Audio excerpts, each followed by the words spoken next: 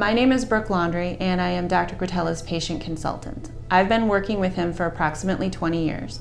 My role as patient consultant is to educate patients through the entire surgical process and talk with them about what areas they're concerned with, what they can do to achieve the results that they're desiring, as well as show them via computer imaging what options they do have. At the Quatela Center, we offer a unique appointment that is an initial appointment with me where I am able to talk with patients about their concerns and discuss the surgical process from start to finish.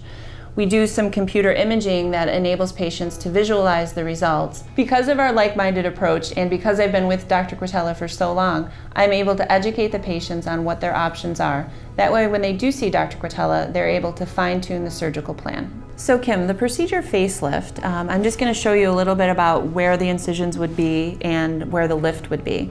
The incisions for the facelift that involve Dr. Quatela making an incision here in front of the ear, behind the tragus, and then a little bit in front of the lobe. And that allows him to lift the skin and tissue up here and here. And you also may have a small little incision underneath the neckline here. That enables him to get at the muscle in the neck here. So from that incision, you'll get a nice lift, you'll get elongation of the neckline, as well as some minimization of the jowls. So I'd like to show you a little bit about what the possible change can be.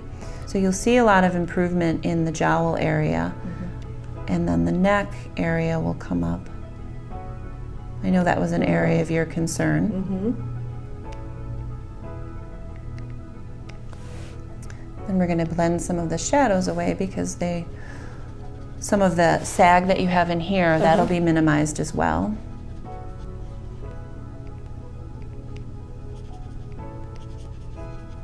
So let me just show you side by side what the changes can be so you can appreciate that. So this is just to give you an idea of before and then potentially after.